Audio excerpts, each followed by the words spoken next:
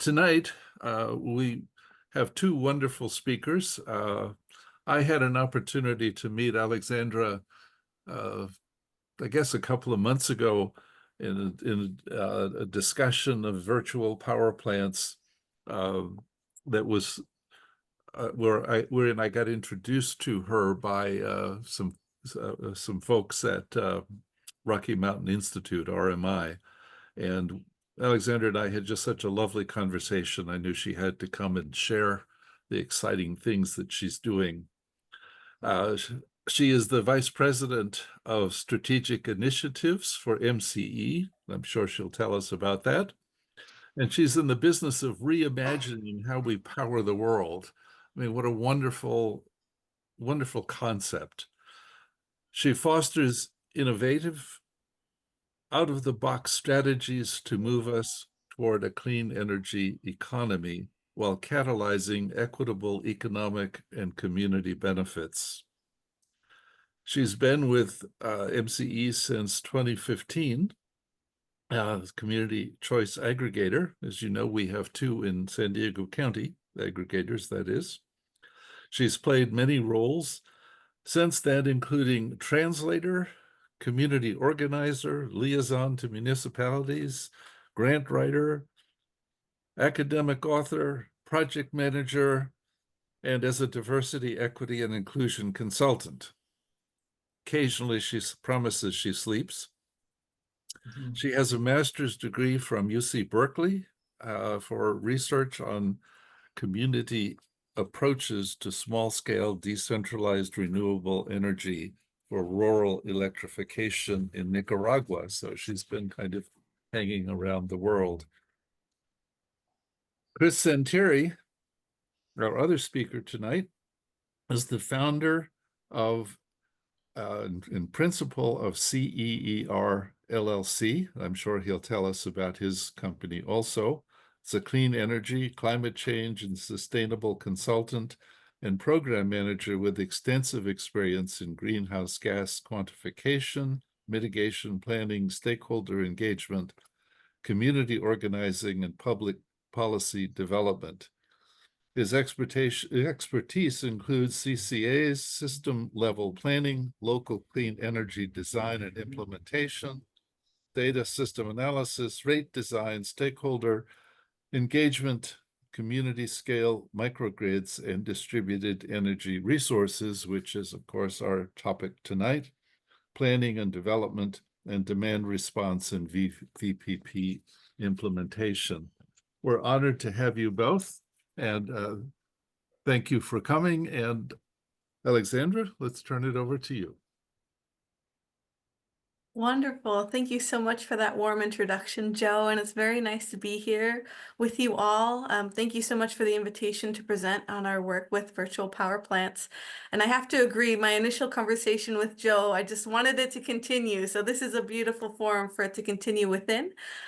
We had immediately started talking about the stars and looking up into the vastness of space and how precious of a blue dot we live upon. So thank you for that incredible intro. And I've never joined a call with someone that's having their own theme song. And it's just a pleasure to join the ranks of the people who've presented to this group so far, some of which are my philosophical academic research heroes. So truly an honor. Thank you for the invitation. As mentioned, my name's Alexandra. I have been with MCE, California's first community choice aggregation program. I've been with MCE for about 10 years now, and it's been a really fun decade. There's been a lot of work that's happened. What began as just an idea led by municipal stakeholders back in the early aughts has now blossomed into a really powerful climate tool across the state. So as Joe mentioned, there's two in San Diego County. Across the state, there's something like 25 community choice aggregation programs. And for those who are just a little less familiar with CCAs, we are a sort of a local government entity. We're sort of an option of public power. where previously you had an investor-owned utility. Up here, it's Pacific Gas and Electric, also San Diego Gas and Electric, or SoCal Edison, which previously was in charge for generating power and delivering it. And what is powerful about a CCA is that a public entity becomes responsible for generating that power, and it still goes up on the same poles and wires and gets delivered to your homes and businesses, same as it always has. But by controlling where the power comes from, you have more influence over the carbon emissions of that power source. And so what you've seen across the state are these CCAs working collectively to purchase, to buy and build more renewable energy sources across the state. And collectively, we've had a pretty big impact to push us towards California state goals, SB 100, of renewable energy penetration, energy efficiency, as well as that very tricky carbon neutrality goal that we're working towards, I think, by 2045. So today's presentation is just one tool in the toolbox that CCAs have been using. It's a newer tool, and so I'm happy to share our initial lessons learned and kind of walk everyone through the potential that such a tool has for all of our communities. So let's go ahead and move to the next slide, please. So a little bit of background, but I will explain more what a virtual power plant is. But for folks who are maybe a little less familiar with the Bay Area and our surrounding communities, we do have 6 oil refineries in the San Francisco Bay Area region. Around the bay, if you continued the water towards the east, you would come into the San Pablo Bay, which allows for deep water ships to actually go out into this bay further inland and take advantage of some oil refinery that has happened here for many, many years. I think actually the first refinery went in almost the 1900s. So it's been a staple part of why the Bay Area has evolved the way it has. And as a result, there are impacts of that industrialization. So among that waterfront, you also have a higher percentage of communities that deal with public health impacts due to the particulate matter that is emitted by these sites. One of those sites in particular is the city of Richmond. It's important to note the refinery was in Richmond before Richmond was in Richmond. The Chevron has been in Richmond before the city even incorporated in 1905.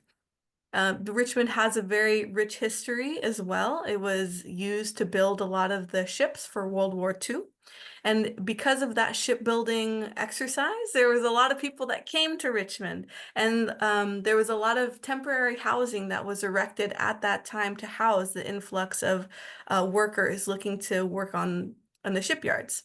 So now, fast forward, a lot of that housing was meant to be temporary, but it's still in use today. So there's an opportunity from an energy efficiency and an electrification standpoint to refurbish and rehabilitate a lot of this housing while addressing the public health impacts of the industrialization. In the meantime, we have a community that ranks 99% for asthma. It also ranks very high for cardiovascular disease. It gets ranked as an AB 617 community, essentially just meaning a community to prioritize for emissions reductions and carbon intensity reduction because of the public health impact that it has on residents. Okay, so that's a little bit about Richmond. I'm not doing it justice, but that's enough of a snapshot to give you a sense of why we started the virtual power plant here. It's important for MCE and other CCAs, those of us who are pushing for climate action, to focus on our frontline or frontline communities, those who are bearing the brunt of the disproportionate burden of the industrialization of our energy sector. So we began this solution, which I will describe shortly, in the city of Richmond, knowing that it's one of our harder sectors to work within. There's a lot of additional barriers that come into play when you are trying to benefit lower income homeowners in a CalEnviroscreen designated disadvantaged community. Okay, so that's Richmond. There was a grant, you may have heard about it. It's actually it's an EPIC grant called Advanced Energy Communities. And Chris, who will speak with me today, was part of the team that proposed a application to have an advanced energy community here in the heart of Richmond. I'm going to call it AEC for short, but just that is in reference to the grant that came from the California Energy Commission. This CEC grant is to support the installation of a number of different distributed energy resources, clean technology, flexible technology. So when I say DERs, or distributed energy resources, we're talking about things like solar panels, heat pump water heaters, smart thermostats, smart plugs, EVs and their chargers, batteries, that sort of thing. So the CEC grant was to install a number of these devices throughout the community, both residential and business, in order to leverage many different funding sources together so the economic burden wasn't felt by the homeowners themselves, and to do so in a way that the devices could be communicated with digitally. And that's the virtual power plant. There's a digital signal that can be sent to these devices, all of which are, behind closed doors. They're in someone's garage. They're in someone's basement. They're not physically connected to one another, but they can digitally receive a signal and shift their load accordingly, depending on what that signal says. And that allows for MCE to have a level of granularity and transparency into what's being used at any given time, but also adapt to grid needs. When I say grid needs, either for the reliability of the grid, the cost of the grid, or the carbon intensity of the grid. It can essentially respond to grid needs by sending out a signal to various devices to shift load into different times of the day. So we're going to get into a bit more of the technical detail on the next slide, but I always like starting with the people first. So thank you for letting me start with that. Let's go to the next slide, please. All right. So traditionally, how a load-serving entity would participate on the grid has to do with the hexagons that you see before you. Usually, we would only have the blue and orange at our disposal. You meet the demand of your customers with supply. As their demand goes up, you make more supply. And what we see with the electrification of many things, water, heating, as well as transportation, is that you're going to see the demand continue to rise. So does it make sense to continue this paradigm of a one-for-one growth where you have increased demand and you're just meeting it with utility scale supply? The virtual power plant changes this paradigm by allowing essentially a depression on the demand side. We know that this is going to go up. We continue to electrify many of our appliances in our lives. But rather than that equating to another large wind, solar, hydroelectric plant coming on grid, can we do so in a way that's smarter about when we use that power? So there are programs for demand response, distributed energy resources, and specifically virtual power plant that can shift the load of that customer use in a way that is smart enough to meet that supply without additional build out. And that has to do with essentially shaping the peak or shifting when the power is used. This can become a resource not just to load serving entities like MCE, but also in our bidding strategy to the California Independent System Operator. If we could say, hey, rather than put a 10 megawatt solar facility online, we've got 10 megawatts of a shiftable load that you can use instead. Call on us and we can send this signal back and forth to the devices that have been enrolled in the VPP, and you can reduce the amount of build out that happens at the utility scale. By doing so, you can replace the need for peaker plants or diesel generators. Peaker plants tend to come on during the peak. That's why they're called peaker plants, between 4 and 9 p.m. in California. It tends to be when we see our peak energy usage. So if we can shift that use out of the peak times into other times of the day, then you can reduce the demand for peaker plants, which emit particulate matter, or diesel generators, or gas generators. If you have a battery instead of a diesel generator, if there is a reliability concern for your home, you're turning on a clean energy resource without particulate matter emissions, as opposed to depending on a fossil-based solution. So both of those things will lead to better air quality, which is a public health issue. So we consider that a good thing. What you'll also see in this upcoming slide is there's a way for this solution to generate energy equity. We have a very creative financial tool that we use in this process called a social impact bond. I'll elaborate on that in just a moment, but allows for us to build wealth creation in our communities, which is particularly important in disadvantaged communities or communities of color like the city of Richmond, where a lot of families of color were systemically excluded from home ownership due to restricted deeds and covenants, which essentially created a racial bias in who was able to purchase a home. You might also be familiar with redlining, which kept certain families from being able to purchase property in certain neighborhoods. So in this way, we're targeting wealth creation and increased property values for those families that have been historically excluded. At the same time, we're generating some real-time innovation because we can communicate directly to those devices as opposed to going through the investor-owned utilities smart meter. This is it's very nuanced, but CCAs sorry, I apologize. Not a lot of people know this, but CCAs don't actually get real-time meter data from the smart meters on a lot of our customers' homes. There's still a process by which it goes through our investor and utility before it's communicated to us, and sometimes that delay can be in the multiple days, up to 3 days in time. So without that real-time data, we can't make real-time decisions and therefore cannot participate in the real-time markets.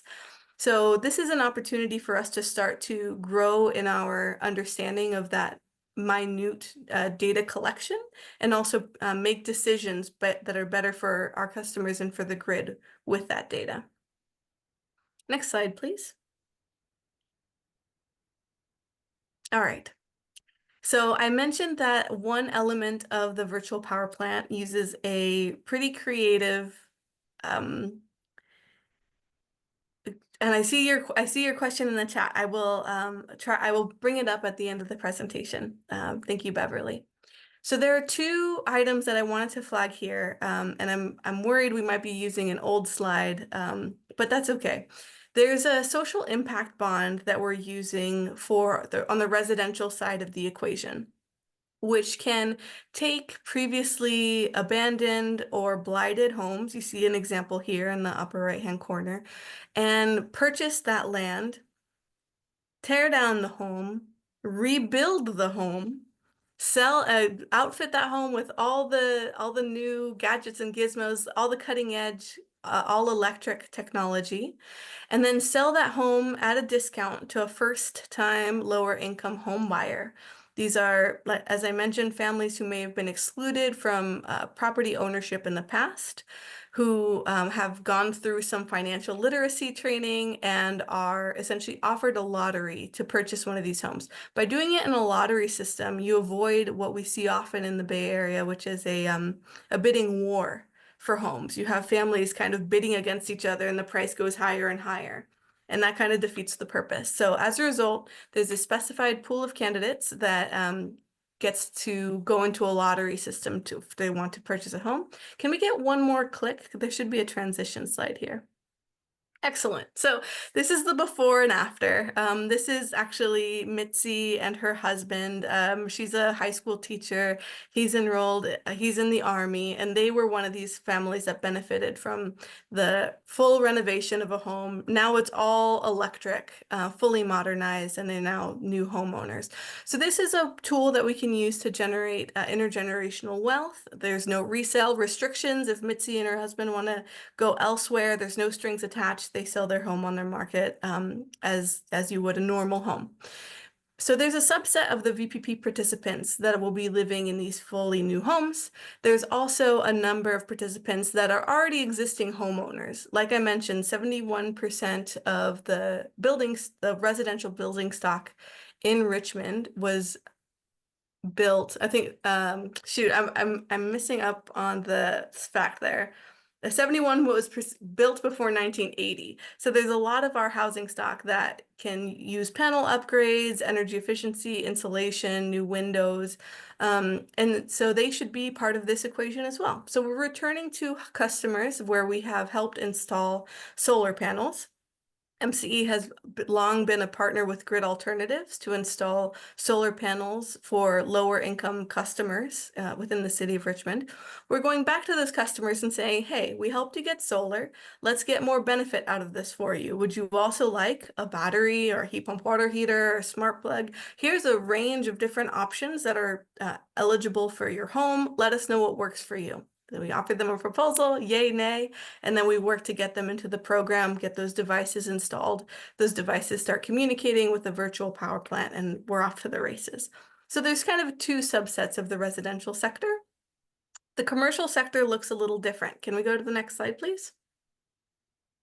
So rather than focusing on lower income as a attribute, as we do in the residential sector, on the commercial side, we're more focused on their historical load.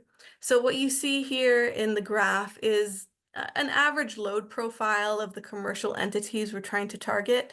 These are businesses that have a solar system already installed, where they have a high demand ratio that's in a time of use energy rate, and it has a pretty sharp peak. This is the place where we can see the most benefit. If you can shave down that peak, you have more cost savings you can secure, as well as more of an impact on the carbon intensity of their energy. Next slide, please. All right. So we want to make sure that the customers are the ultimate beneficiaries of this program. Not only are they receiving subsidized technology, as I mentioned, we're leveraging a number of different grants and other financial mechanisms to drop the cost of their out-of-pocket upfront costs, right, for that device. But they also receive ongoing bill credits. So they have received subsidized technology. That technology is smarter, so it shifts their usage to less expensive times of a day. That's the second cost savings. The third cost savings is that they get a monthly bill credit every month, depending on what they have installed. The bigger the capacity it has, the more valuable it is to us as MCE. And so we want to make sure that we are crediting those customers the value they're providing to the program. So credits will vary depending on what gets installed in the home. It can be up to $40 a month for a more wealthy family, or if they are on a low income, if they are in a lower income bracket, it can be up to $50 a month. And then on the commercial side, slightly different brackets we're dealing with. It's actually capped at $300 a month for a business, small or medium business, and $750 a month for industrial customers. Again, we are kind of preempting the value that their devices are providing to MCE with these costs. And then for the commercial customers, because the economies of scale are higher, there's another layer of a validation they go through, where there's an annual true-up of what they actually produced in value versus what we anticipated. And if they produced more value than we've actually paid out, there can be an additional lump sum bill credit at their next bill cycle. And in the meantime, MCE is still benefiting, right? Because if we can procure less energy because of this smarter usage, then we have saved energy, and we have saved money on our rate design as well, and we can pass that savings through to the customer through lower rates as well. I believe I just have one more slide, and then we can open it up to a Q&A. So we're currently using a flat tariff, which is working for its purposes. This is a pilot after all, and there's a lot to learn in the process. What we'd like to move forward into is a more dynamic tariff and a pay-for-performance contracting structure. So this is a more sneak peek, look behind the curtain as to what we're working toward. But as we mature this program, as we get more participants, as we learn more lessons, we do want to shift into a more market-based tariff structure, one that is more dynamic and utilizes more real-time information for how the markets in California shift. And that would be shared not only with the participating customers, but also with the vendors, the industry trade allies who help make this happen. So installer teams, contractors, subcontractors, there would be a pay-for-performance mechanism by which that market value would be shared with them as well. So that's the direction that we're moving in. And I think we can go to the next slide, which is just a quick thank you. Oh, no, actually, great. I forgot about this one. So sorry. Last one, I promise. So the longer term vision. Right now, I mentioned this is a grant-funded program in the city of Richmond. But MCE actually serves 4 different counties in the San Francisco Bay Area: Marin, Napa, Contra Costa, and Solano counties. So what we would like to do is to grow this program, but secure more funding and offer it to all 4 MCE counties. We have 37 member jurisdictions, including townships, cities, and the unincorporated areas of the county. When you look throughout all of those 37 member jurisdictions, we have about 63,000 solar customers. And collectively, the solar they've already installed on their roofs is about 400 megawatts. So if you could imagine paying them for that capacity in a way that you wouldn't have to purchase 400 megawatts of solar, a utility scale solar, maybe somewhere out in the Central Valley in the desert, right? We're being smarter about how we use the built environment and the solar that's already built. As I mentioned, we want to move towards more responsive systems with validated loads that are bid and settled into the California Independent System Operator. And then I know that there are always additional financial resources on the table that we're interested in exploring, like the Inflation Reduction Act has a number of tax breaks that it can offer for technology like this. We want to make sure we're taking advantage of that, passing it on to the customer. And there's also a benefit if we can secure this capacity, we can also secure resource adequacy value, which on the market right now is very expensive. So any resource adequacy we could get out of a project like this would be a rate savings to all of our customers. Okay, now I really think that was the last slide. Can we go one more? Okay, wonderful. Before we go to Q&A, actually, I am here with my colleague, Chris Sentieri. I have now used all the air in the room, but Chris, what did I miss, or what would you like me to elaborate upon? You did a wonderful job. I hope everyone else in the room got goosebumps at least once or twice while we were listening to Alexandra. I know I did. It's really, really compelling what MCE is doing here. And I just wanted to kind of underscore a couple points that Alexandra touched on. One of them, I'm actually going to go back to this slide because I think it sets it up pretty well. One of them has to do, we hear this phrase a lot, or we use this phrase, coming up with new business models. You hear that a lot. I think a lot of people don't necessarily understand what that means. This is an example of development of new business model in the CCA space. And I want to unpack that a little bit. When Alexander talks about bidding and settling with the ISO, what does that mean? Because CCAs in California, as many of you may know, they earn their money. The business model is selling kilowatt hours at a markup.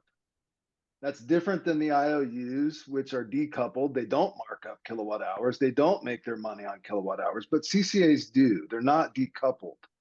And this creates a lot of interesting challenges, some limitations on the way we think about CCAs and what they can do to earn money. The truth about that is all CCAs in California are scheduling coordinators. And that opens up some additional business model opportunities. And what we're trying to do here, what MCE is trying to do, is demonstrate that for the other CCAs to see that we can earn money in different ways. By participating in the markets, we can get paid for decarbonization, for increasing resiliency, enhancing reliability, and other really critical grid services that the grid, the ISO, the state of California needs, right? And CCAs to date haven't really been active in bidding into those markets, participating in those markets. MCE is demonstrating that this is another way for CCAs to earn money, and that money can be fed into the bottom line and help them keep the rates low and stable for all the customers that they serve, and also continue to provide valuable programs like this, opportunities to earn a return or equity in the energy system. And that is very difficult to do. So while we're creating these public benefits, decarbonization, enhanced resiliency, we're lowering costs for all of the communities that MCE serves. That's a very powerful concept. And I just wanted to make sure people were registering what that means. We're going to be earning money as a CCA in new and compelling ways. And we're going to use that to keep the value proposition of CCAs high and stable. All right. And then the last thing, I wanted to unpack this a little bit and just say there's kind of a unique idea here, which is that MCE would very much like to set up a paradigm where we're sharing the dollars that we create together. And that is working in a new way with the customer relationship, but also opening up the market for third-party developers, aggregators, the folks that are working in this space already, right? What we want to do is incentivize the customer and the trade allies to help us shape the load in a way that benefits MCE and all of the customers that it's serving. And we do that through those tariffs and the pay for performance contracting strategies that Alexandra mentioned, right? So the idea there is for every dollar we can create with the VPP, we want to split that with the customer and the trade allies that enable this to all happen. And in so doing, we're aligning everyone's incentives to decarbonize the grid, to make the grid healthier and more stable. We think that's a very powerful concept. I have not seen that in the 15 plus years I've been doing this work. I have not seen that model yet. I think this is very unique and very compelling. And we believe other CCAs will see that there's a lot in it for them as well if they want to, pursue a VPP strategy like this. So I just wanted to add that little bit of color there. Happy to answer questions or, go where you guys like. Wow. Well, thank you both. Very insightful and creative and just super well done. I just love the ideas of serving communities of concern in the way that you're doing it in Richmond. It's just a beautiful, beautiful concept. I'd like to just pursue one related opportunity for local social benefit at the local government level. I've been asking. I live in Vista. I've been asking the city government to put microgrids on every one of the 54 city-owned buildings. If they did that with a power purchase agreement, they basically could do it with no capital outlay at the beginning. The company providing the power purchase agreement would install and manage the equipment. Then if our local CCA tied all those together, all those microgrids and parking lots also and so forth, with a VPP software set, when extra energy is needed, in a sense, the CCA, instead of going to the gas back, peaker plant for extra energy or whatever at peak times, could reach into the batteries that could be well managed by the VPP software, and that would again reduce the need for capital expense to add to the grid, but also provide income to the city government. by sharing the revenue. So do you agree that this is a sensible way to add now social benefit and grid benefit and revenue sharing here in this example between the CCA and the local governments? Joe, I think you just summarized the last half hour in a very succinct question. I think that is precisely what the promise is here. A multiple tiers of benefits for multiple parties using a same system. You're addressing a grid concern, you're addressing an electrification concern, and a financial concern at the same time. Exactly. Yeah. Let me add This is one something we layer, should. Joe. What's that, Chris? I just want to add one layer because I think Please. in that example you gave, we want to also remember the new tariff is essentially adding another revenue stream to the city government's microgrid developers stack. So we were paying 11 cents per kilowatt hour to these projects for the flexible load that is delivered. Mm-hmm. We measure that and we pay them out in the bill credits and the true up at the end of the year. And there's no limit, there's no cap to that amount. And so this becomes another financial layer in the value stack for the microgrid developer or owner. So you were mentioning how the CCA can benefit.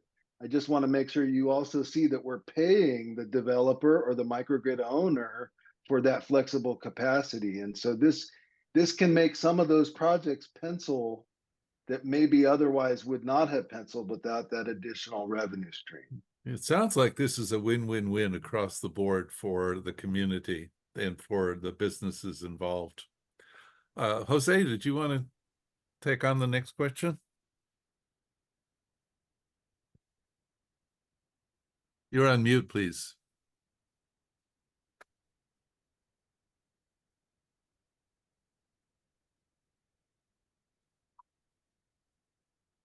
Oh, I got myself unmuted, I think.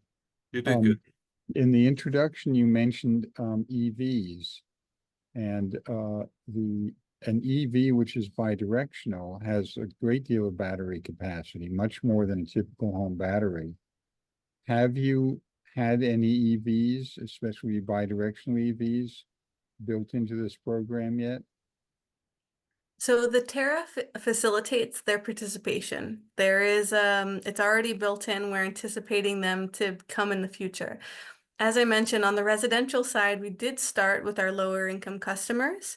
And so not only is EV penetration less, and we're hoping to help grow that, but also they are more wary about avoiding the warranty. My understanding is that a lot of the EVs out there, many of which, if you use the car towards that purpose, you can void the warranty on the EV. There are others, right? I think the Rivian, for example, is specific, or the Lightning is specifically built to use it bidirectionally. But for the most part, the customers we're currently interfacing with don't yet have the capacity. So we don't have a test to point to, but the tariff is built to be ready to absorb them when they do emerge. I have one other question. One of the issues that's been raised in all schemes like this where there's remote control is that there's an inherent cybersecurity risk that anybody who is able to penetrate these controls could destabilize the grid by injecting false signals.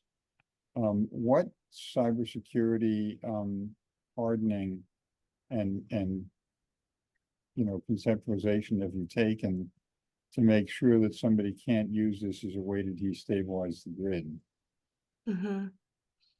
My answer would be pretty basic, but I see Chris just put his finger up. Chris, would you mind tackling this one? Well, there's actually lots of answers, and there's not a single strategy, like a singular strategy for this. It's sort of a multifaceted approach, but I want to say the primary means for ensuring security in what you're talking about is we're using OpenADR.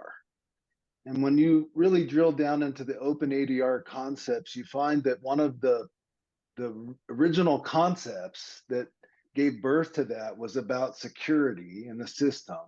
And OpenADR is built really from the ground up, from the very original version. We're in 3.0 now, but starting in 1.0, it was built to be very secure. It's sort of, I'm simplifying, but it's essentially decoupling the connection in most cases between the DERMS and the actual physical asset. And that in it of itself creates a sort of a physical firewall that really protects against what you're talking about. We could drill down on what that really means, but we work very closely with the OpenADR Alliance. We are really trying to standardize the communications using OpenADR and stick to that script as to the extent that we can. And that has a lot of cybersecurity benefits associated with it.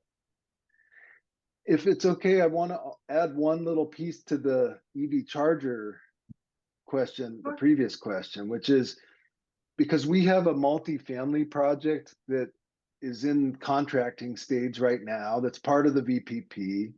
This is very exciting because this customer was interested already in putting in EV chargers for its tenants, right? There are, I think, several hundred units in this multifamily property in Richmond, in the city of Richmond. And they were already looking at EV charging. We propose that we add batteries to each of the chargers that are installed. We distribute them around the property so that there's easy access and so forth. And we couple each charger with the battery. So this sort of precludes the need for the V2G piece to be working right now. And it gives us a way, for example, during 4 to 9 p.m. window, the chargers are only charging off the battery. So we're not pulling in additional energy during the peak usage time. And that's reducing costs for MCE. It's reducing costs for the site host. It's actually increasing their margin because they're selling those charges to their customers at a small margin. And the way we're doing this actually enhances that business model for the multifamily property owner. So they're very compelled by what we showed them. They tell us they have 100 similar properties throughout California, and they would, if this works in Richmond, they are very interested in doing this at all of their properties. So I wanted to make sure you knew we're working on that managed charging concept. We're adding storage so that we can keep those chargers from adding too much to the peaks. That's one of the scary parts of the EV, movement that's happening is that peak load. If it coincides with that 4 to 9 window, if all the charging happens then, we're going to be paying a lot more for those chargers than we should be. And so we want to manage that so everybody's costs stay low. We don't have to do grid improvements that aren't really necessary, and so I did want you to know that we're taking that very seriously and we're putting a lot of time and effort into it. Thank you. Kathy? Yeah. So Walter Bays was asking, he would like you to address last week's flex alerts and how virtual power plants performed, especially Tesla.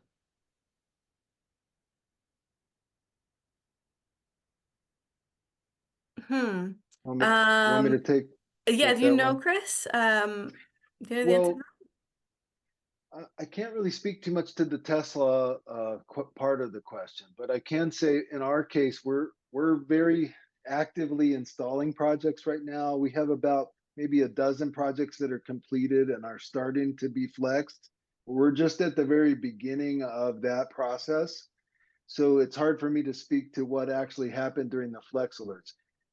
Theoretically, by design, those flex alerts are essentially signals that come into the DERMS, and the DERMS changes its what we call the dispatch plan for the following day. We're really working primarily to start in the pilot. We're doing day ahead scheduling of all of these assets. So if we get a flex alert and we know tomorrow is a flex day, the DERMS takes the standard use case and suspends it. And it tries to maximize the value by focusing on the event window which could potentially be outside of our normal use cases. So the DERMS is very smart. It's reading those signals and it's changing its dispatch plan based on that information from the ISO.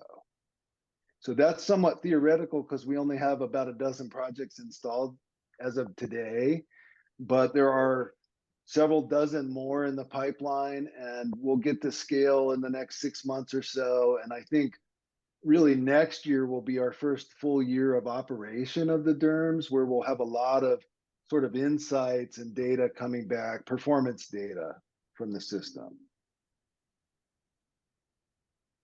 I'd like to offer a vision in part. Some VPPs manage demand by controlling thermostats and water heaters and other devices that consume energy. Some could also reduce the need, as we were saying a few minutes ago, for peaker plants and so forth. And basically, they're generating electricity, and in that case, through the battery system. And yet others seem to be storing energy. This would be Jose's battery storage and the like. Then I have an image of the VPP software coming to a place where it's sort of like the software is an orchestra leader, and there are all these devices in the community that are sources and sinks or of energy that the orchestra leader is playing, like a fiddle, and that it's not hard to imagine, millions of adjustments an hour of, adjusting a thermostat, drawing energy from a battery, et cetera, et cetera. Is that the direction that you think we should be going? Does that make sense? Yes, I want to continue with that music metaphor because I think you're onto something there, Joe. It's not so there's an old there's an Alan Watts quote that talked about life as being like music, right? And you don't live your life, you don't try to listen to music in one big bang all at once, right? It's the dance, it's throughout, it's the enjoyable soft liltings of the cadence that creates the enjoyment of the music. And I love your metaphor there because it is like a symphony, right? We're saying, oh, this is the area where we need to reduce demand or increase demand, or we're sending a signal that's kind of like a conductor, but we're doing so in a way that is long-term, is the full orchestra, and it's the full time. It's not a single bang. And here's why I want to make the distinction. I think that there are market mechanisms and market signals that for a profit-motivated entity would have you hold all of your instruments until the grid cannot take it anymore. And then you have this crashing cymbal and saxophones and clarinets and violins, and they're going all at once. And it's just one big bang, and they make a lot of money in that single discordant, disharmonious cacophony. Yes, we've made Yes. a lot of money, but it was terrible. There is a market there is a pressure, an economic signal that would incentivize that sort of behavior. What Chris and I are describing here is a more long-term commitment to playing out the entire orchestra. It's the slow, soft, gentle, continuous support of the grid. Because we are, CCAs are load-serving entities, we do participate daily in the markets. Unlike maybe different third-party private entities, not to be named, who are in it to make a significant profit motive using the least amount of dispatch moments possible. And so I think that to your metaphor, it creates a very different sound depending on which strategy you use. Nice. It's sort of like Beethoven's Third is what you want, right? A nice pastoral. Yeah. Yes, please. Well done. Well done. I'll take Vivaldi though. Yeah, Vivaldi will do. He's Okay, great. well, Bach is not bad either for that matter. Okay, we'll go. Jose, do you have another? No, we should let the people who put questions in the chat Yeah. read Okay, some of go their ahead, Kathy. questions. There we go. So Roger Davenport is asking about rooftop solar, and his understanding is that California decided long ago that rooftop solar would not be allowed to have RECs, renewable energy credits, and would not count as a renewable resource for utilities. And he's just wondering, is that accurate? Is his understanding correct on that?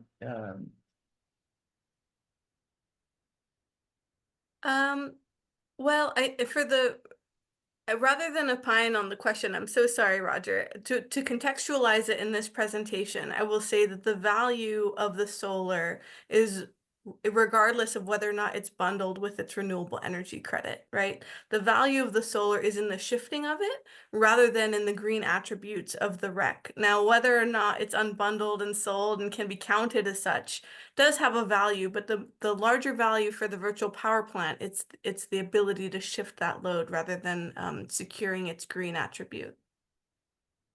Chris?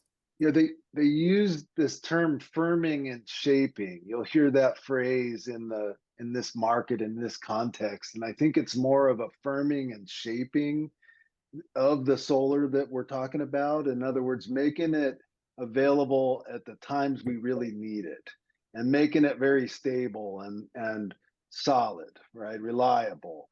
The virtual power plant is essentially shifting load, not just supply or generation. It's shifting the load to match the supply, to better match. And that's sort of a firming and shaping benefit. We aren't using or monetizing the RECs, the renewable energy credits, which I think is part of the question. That's not what we're doing here. We're selling actual energy and ancillary services. Sometimes, this is a point I wanted to make earlier because, and Alexandra kind of touched on this. Sometimes we would be bidding this stuff into the markets and getting paid, but probably most often we won't be. Day to day, the prices aren't where we want them to be in the market, and we have other use cases that produce more value for MCE. We call that active load shaping, and that's different than market participation. The neat thing is virtual power plants allow you to do both. It's very flexible. So most days we will be using the assets to reduce cost for MCE and the participating customers. And then periodically there'll be enough value in the markets for us to sort of suspend those use cases and bid some of the fleet's capacity into that market. We can get to energy and we can get to ancillary service markets in the CAISO. So, but that only happens sometimes. And most of the time, what we're trying to do is optimize the value 24/7. So many times we're just doing active load shaping. We're not bidding that stuff into the market. So, and this gets back to the question earlier. The truth is we can carve the fleet up so some assets are bidding in and generating revenue. And at the same time, other assets are being used to reduce cost. And that's the optimization that I'm talking about. MCE has a very, I would say, special COO, Vikin Kasarjian, and he talks about this in terms of control, 4-quadrant control.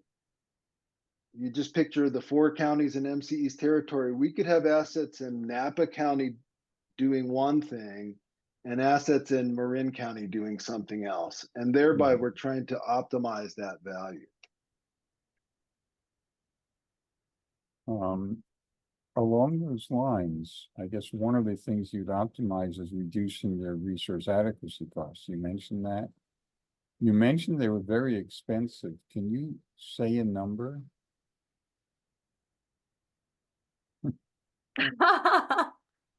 I don't know if I can. I don't know if I can because of more contractual reasons, and not because I'm trying to hide anything, but I can say, rather than give you a dollar figure, we have seen the value of resource adequacy bids increase by, I think it was 200% over the last 4 years or so. Yeah, so it's been a significant escalation. And I'm sorry, I don't think I can share a dollar number. Yeah, I'm nervous about that too, but I will say it's partly the dollar amount going up, but it's also partly about the availability, the scarcity, the lack of RA. There's more load serving entities coming online. Each of them has an RA obligation, and there's not, in my opinion, enough RA in the market to satisfy all of that. There's been several load serving entities who can't get to their minimum requirement. They can't find it in the market. And that's driving the prices up, right? So the two things are related, but scarcity and price make this a very valuable place for us to focus the virtual power plant on. Let me talk just for a second longer on this. Our standard use case is set up to attack that RA value. That's basically very similar to what you would call a permanent load shift, but it's not permanent. So we essentially, almost every day, we have the assets reducing load between 4 and 9 p.m. That's the coincident peak time. That's the most expensive time for procurement, you know. But there are other times that are outside of that window. Sometimes we want to jump on those values as well. The way we set things up, we get the RA value by doing that 4 to 9 p.m. every day, but we're not trapped. We aren't stuck with that. If there's a greater value, we can drop that use case and jump on that greater value. This is that optimization I was talking about. So most time we're reducing RA cost, and anytime there's a value greater than that RA number that you're asking about, we ditch that and we jump on the greater value. And that actually can be, if you just think about the 4 counties, that could be different in each of the 4 counties. So you're running a separate optimization. There are multiple, it's a multi-tiered optimization that's happening sort of in real time. It really centers around day ahead right now, but we're moving into the real-time markets hopefully soon. Thank you. Kathy? So Chris Gilbert would like to know if the third-party kind of load reduction type of companies such as Ohm Connect and Water Saver, do they work with MCE and other CCAs, or plan to, or I mean, does MCE and the CCAs work with those organizations, those third-party organizations, or are they kind of competing with the CCAs? Yeah, it's a very insightful question. What we are building is the opportunity to partner with third-party entities such as these to participate in the same, what Chris likes to call a racetrack. We're not, some CCAs will have a single horse in the race, right? All their programs are with Ohm Connect, just to use the same example that Chris has thrown out there. What we'd like to do is create the marketplace by which many of these entities can work with each other, right? If you have a household, like I mentioned, you can have a smart plug and an EV charger and a battery. Those are likely going to be from different manufacturers. And what we'd like to do is for them to participate in the VPP program as a partner to it. And so we could say, hey, we'll help you promote your batteries in our service area, because not only will we help you reduce the out-of-pocket costs, but customers that install a VPP eligible battery also get these ongoing monthly bill credits if they participate. So you can essentially sell more because you're producing more value to the customer by partnering with MCE. And in that way, we're bringing more of these devices into like an ecology of of DERs to offer rather than pitting them one against each other or choosing a single horse in the race. Sorry, Chris, I totally used your metaphor because it really clicked for me when you used it before. It was perfect. Hopefully that makes sense to everyone. We really want CCAs to sort of build the racetrack, have open, fair races with clear rules that are set up to make sure that everyone benefits from every race. And that's much better than picking a single horse and betting all the money on the one horse to win the race. And that's kind of what we see more often occurring in the market these days. Somebody picks Home Connect or they pick one of the other guys, right? And we're saying, no, set up an open system that lets all of these guys compete and bring their value. That's that pay for performance contracting mechanism that Alexandra mentioned earlier, by the way. We're getting to that in the next phase. We want to set up a very clear structure that they're going to see how much money they can make from this. And we let them in, through RFPs. We build up kind of a stable of qualified aggregators, vendors, OEMs, anybody who wants to race on the track, come get set up, and you will have access to the pay for performance contracting, and you can offer your customers this tariff. Only the vetted contractors that play by the rules will have access to the pay for performance and the tariff for the customers. So that creates an incentive for them to play by the rules and really work to shape the load in the way that benefits MCE. Okay, do you want me to ask the next one or? Yeah, go ahead. Kathy, go. It's fine. Okay. So Claire Broom was asking, what kind of experience or data do you have for your program operation? She's wondering, is the value or business case for MCE export value to CAISO? Or is it peak shaving to decrease the energy that they have to purchase at peak rates? Go ahead, Chris. I know you want to tackle it.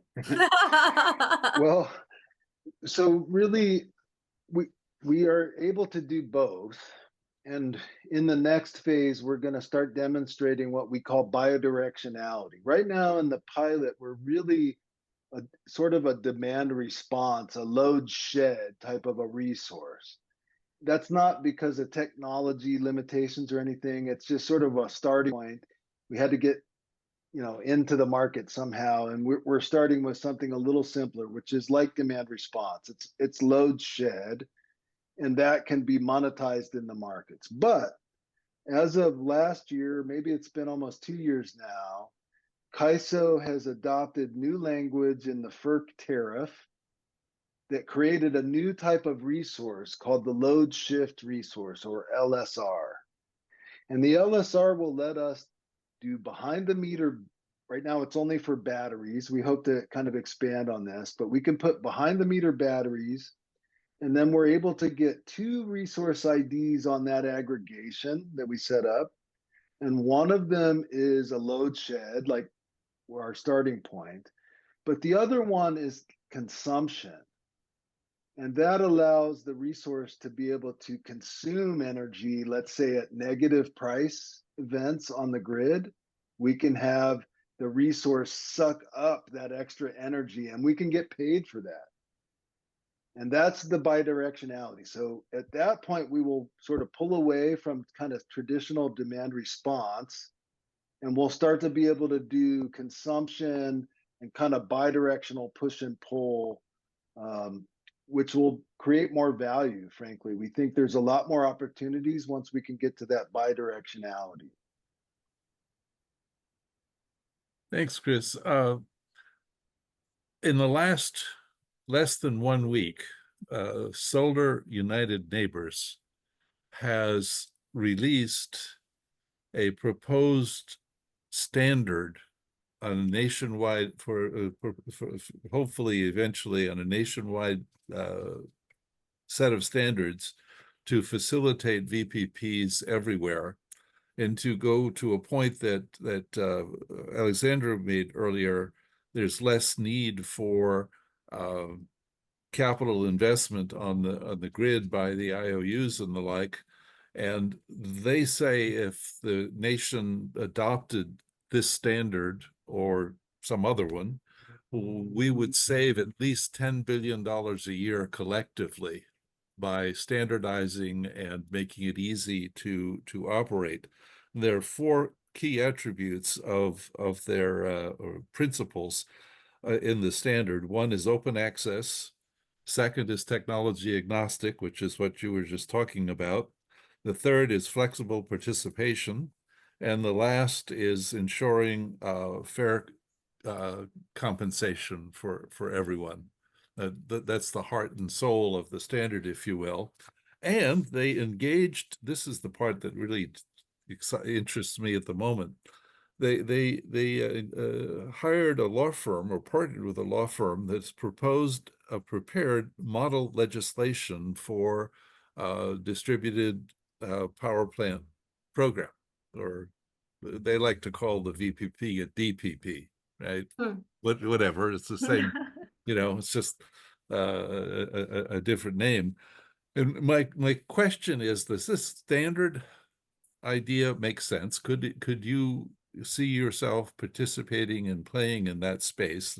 And more importantly, in a sense, should we reach out to our local, we could do with our local state senator here in North County, San Diego, ask her in this case to bring this model legislation to Sacramento at the next session? Is that something that is sensible? Is there an alliance of CCAs that should instead be reviewing the proposed legislation and then moving it forward into Sacramento? We need some kind of champion, obviously, but I know there are lots of them out there who would potentially be. What are your thoughts about all that? Well, I had heard about the report. I had read the findings of the report, but I hadn't heard about the next steps, about the mock-up and the mock legislation. So I will be looking into that. Thank you, Joe. I can send it to you if you'd like. Yeah, if you wouldn't mind, that would be great. I'd love Sure, to take sure. a look through. I mentioned in the chat that there are many CCAs that are looking to develop virtual power plants. However, most of them for whatever reason, because we're all quite different. That's the beauty of decentralized solutions. We all look pretty different. And many of them are only looking to use a white labeled product from a private third party. And there is still benefits to doing it that way. I think that I would support legislation that allows for the community to shape the solutions that work best for them. So what works for MCE looks very different than Lancaster, looks different than San Diego. I think the four pillars you've outlined, right? The open source, the fair pay, the agnostic devices, all of those should be best practices. Though being a David and many Goliath battles, we tend to have an allergic reaction to anything that's imposed from the top. So that would be my honest read. I think that in general, without looking at the details, we would be supportive of anything that facilitates this kind of standardization, because it's already kind of a morass out there. However, it would devil's in the details, and so anything that comes down from above, we would want it to just take a look at and be Well, maybe you careful can about. craft it, I mean, We'll help craft it. Yeah. an association of CCAs would be a great organization. It seems great approach, it seems to me, to adapting the legislation, the proposed legislation to our collective needs. Right. And then we can find a champion to bring it to the legislature and and really expand this marketplace for everyone. Yes, and I think there was a bill last session that had a similar heart to it. It might have been a Skinner bill, actually, where it got converted to a study bill by the time it made it out. But I think for similar reasons, people want to move forward, but I think what we've seen with the California Public Utilities Commission is that there is I'm thinking specifically about the self-generation incentive program, the SGIP program. There was a strong community need and desire and demand for energy storage subsidies. And I think something was put forward with as much thought as possible, but under extreme duress. And it has ended up creating a lot of strain and frustration among the various parties because of its limited flexibility. So again, would be aligned philosophically, totally interested in participating in kind of a cross CCA collective conversation about that. I think that we'd be very eager to participate in that and possibly be an advocate for it once it makes it to Sacramento. Fantastic. Kathy? Yes, Venkat Kambala is asking, how do VPPs handle power quality, such as power factor? Yeah. Want me to take a stab? Yeah, yes, at that please. one? Well, I want to say again, we're in a pilot kind of a startup phase, right? We're started with the simple and we're trying to learn how to walk before we try to run. I mean, that's all very appropriate. And I think that, I'm sorry, can you repeat the question? Sure. They're wondering about how VPPs might affect or handle things or maybe improve power quality, on the grid or power Yes. factor. So we're aspiring to get to what they talk about frequency, reg up and reg down. That gets into power quality quite a bit. That's actually the most lucrative market in CAISO and probably in the other ISOs as well. It's very difficult because you're talking about, in some cases, fractions of a second of response time in order to adjust the frequency up or down and affect power quality. You're getting into the most complex and sophisticated end of this very deep pool, right? That is a ways away from where we are now. But the truth is, virtual power plants really can play a very active role in frequency and power quality. We've seen a few pilots. I could name a few of those if you're interested. And so really we're just seeing piloted applications getting into the power quality, but virtual power plants are producing value in that setting. It's tricky because you have to have the right assets that can move really fast in order to get into that market. So it doesn't apply to everything. Thermostats, for example, probably aren't going to work in a power quality kind of a program. So, where we're starting, we have to kind of build up a fleet, get some capacity, start to expand our use cases. The power quality thing is quite a ways away from where we are now, but we want to get there because it's almost an order of magnitude more lucrative. If we can bid into the frequency markets, we'll make something close to 10 times as much per kilowatt hour as we're making in almost any other option. So it's so much more lucrative that we have to be trying to move towards that. And we really want to find the assets that are going to respond quick enough, through testing, and over the next year or so, we'll figure out what would work, and we'll try to deploy enough of those things to be able to get into those markets. Kathy, why don't Thank you you. keep going? I think this question may have been touched on already by Alexandra, but I'm not sure. But anyway, I'll go ahead and ask it for Claire Broom. The status of using VPP to fulfill resource adequacy requirements. Yeah, so again, be more of a medium-term goal. We don't have the current data to share. However, if we can shift enough devices to impact MCE's general load curve shape, if we decrease MCE's own across all of our communities, we start to drop that load shape, make it less peaky, there's less resource adequacy that we would have to procure on our customers' behalf. that's ultimately how we would be using the VPP to fulfill some of those requirements, is by reducing the requirement by shaving our own peak down. Again, very simple. Chris probably knows a lot more than I do on that, if you want to elaborate. Yeah, it's interesting. MCE was actually, I believe, one of the first, I'll say it that way, to demonstrate something called the load modifying resource, or LMR. So there's this process that the California Energy Commission runs to set the resource adequacy obligation for all the load serving entities in the state.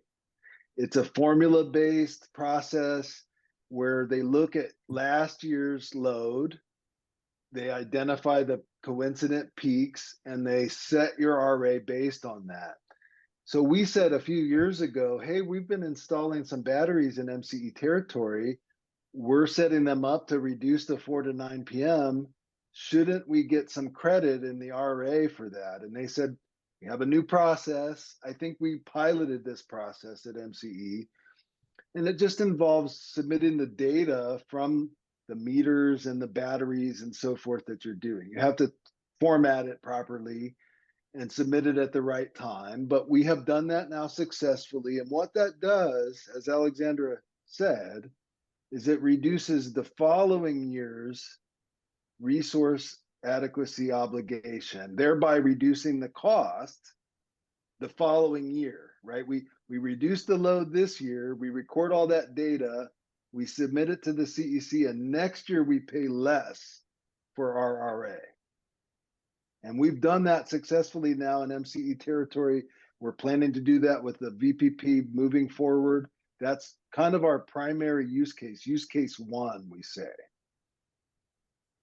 But I'm understanding from what you just said that you're not talking about what it actually costs for RA, but whatever the value of reducing your peak and reducing your RA costs, the value of being able to intervene on the very high speed response and being paid for what did you call the high speed response? The frequency, they say reg up and Reg up and down. reg down.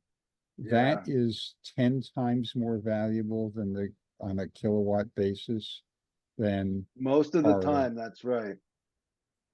I had heard that because there's so many people with batteries now, that the value of reg up and reg down has gone down.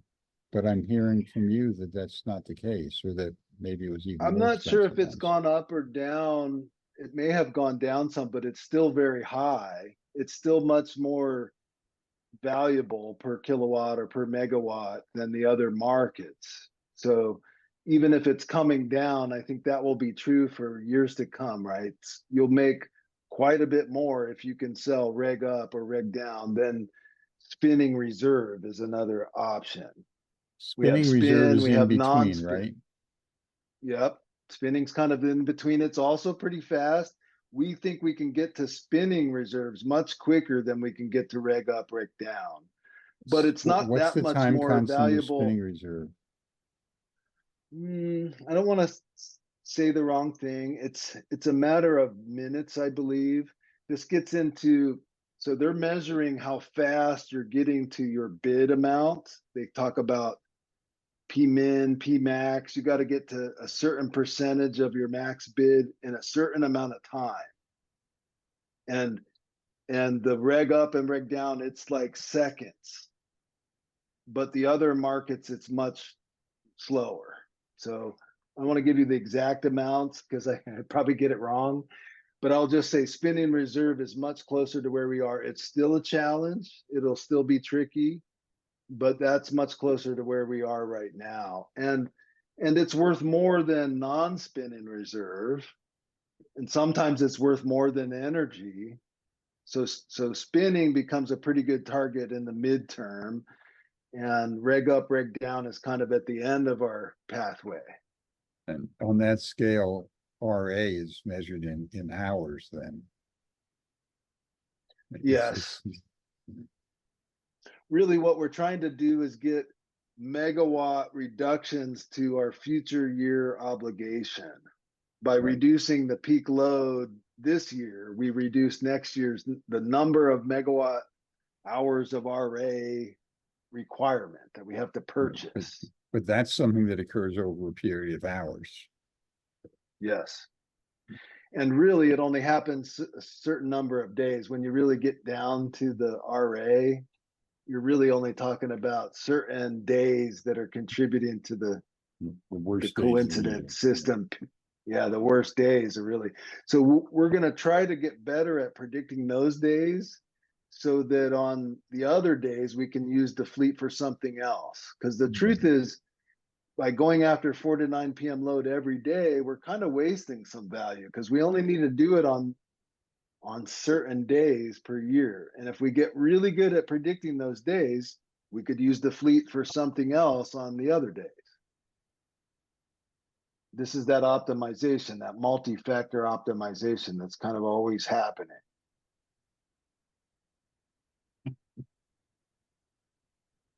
Kathy, do you have more? I have a question for myself. You mentioned that you have some programs to help folks get started with different technologies like heat pumps and batteries, and do you also have on-bill financing or any kind of financing assistance for these things? Yeah, we do. So for one, MCE has a number of different programs it offers our customers for various devices. I think we now have like 20 different programs, depending if you're residential, agricultural, industrial, etc. And throughout the program suite, there are already existing incentives for a number of these technologies. We have a heat pump water heater incentive, EV incentive, battery incentive, etc. And then we layer with state and local programs to try to maximize the amount of funding that gets to the customer to install those devices. Now, we also have a partnership with a B Corps called NIFE, the National Energy Improvement Fund. NIFE without the K in it. And we work with NIFE to provide financing options to customers for their battery installations, as well as any related electrical panel upgrades that might need to happen as a result. And so those are tiered for our lower income customers. It's a 0% interest loan for 10 years, which is as sweet as we could get the pot. If you're slightly more, if you slightly have a bit more money, it's a 2.5% interest loan for 10 years. And if you max out on our wealth scale, I think it's still just like a 5% interest loan for 5 years. So it's again tiered, trying to focus in on equity and addressing not just the device itself, but the infrastructure of the home to facilitate the installation. That's wonderful. Really glad to hear that. You're doing a lot on that front. That's impressive. And I do have to put a plug in for the other financial mechanism that I get excited about, that social impact bond. It truly is, I think, an underutilized and very powerful opportunity for many of our communities. We work in partnership with the RCF Connect up in Richmond, and it's essentially a bond put out by the city. It's financed by a local bank, and it creates a revolving loan fund to buy these abandoned homes, resell them at a discount, and essentially refill the coffers for the next purchase and the next purchase. And the city saves money because it costs money to keep your eye on a lot of these homes. They fall into disrepair, they become trash dumping grounds, they become a public health hazard in some cases. City saves money because they no longer have to go out and care for those homes. You're getting more people into those homes to take care of them, increasing property values. But not many cities have access to a bond like this. And we do have partners who are looking for municipalities to expand this tool elsewhere. So in case, I know this group was very engaged civically, so if this is a tool that you think your community could benefit from, I'm happy to share a toolbox of social impact bond related information with you. That would be very interesting. Where we get that? I'll include it in a follow-up email to the organizers. I'd like to see that, yeah. I just want to add that social impact bond mechanism can be used for other things too. This is a relatively new financing approach, but banks are starting to be aware of them. Many community banks are starting to get interested in this. And the basic concept is they're not looking for a big return. It's social impact investing, meaning what they want to see, what the community bank typically wants to see is this is benefiting the community.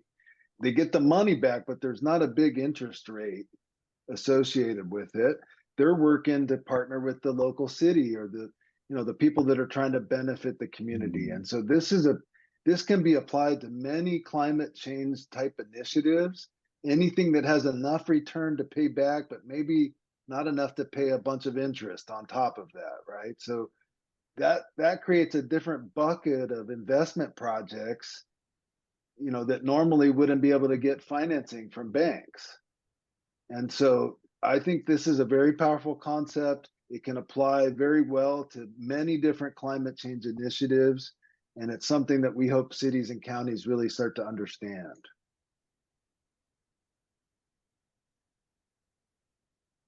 Thank you. And time for other questions or? Yeah, go. Let's see here. Beverly wants to understand how is rooftop solar and battery energy storage systems now being considered as part of resource adequacy? I feel like we just tackled that in maybe a question or so ago about the key to the unlocking resource adequacy value is actually in shaping MCE's own total aggregate load, as opposed to counting each individual asset towards the RA bid. There were a lot of questions about resource adequacy, so I wanted to make sure I was getting not just in this group, elsewhere as too. And that's pretty much, let's see if we got any answers here.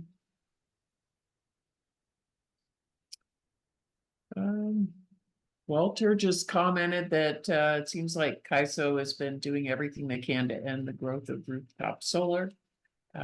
Your thoughts on that? I think we are trying to find ways to help customers derive additional benefit from their rooftop solar.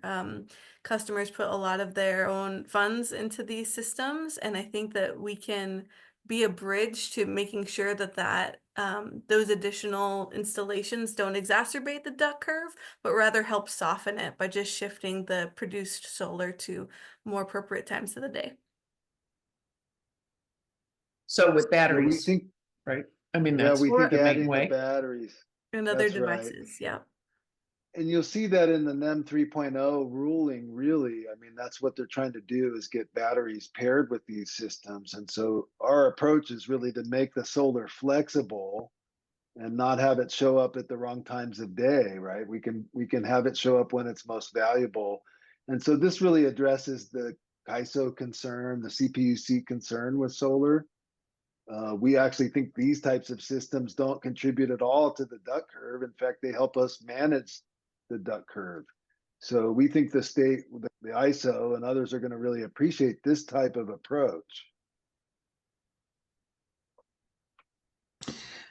Okay, I'm going to jump in here for a minute, if you don't mind. Kathy, are we okay with questions? Sure, I think we got through almost every one. Well, it's getting a little late here. It's past 7 o'clock, so I'm going to end this meeting. But before we go, however, I want to express my deep gratitude for all of you who came and took part in this discussion, and especially for our wonderful speakers and our co-host tonight.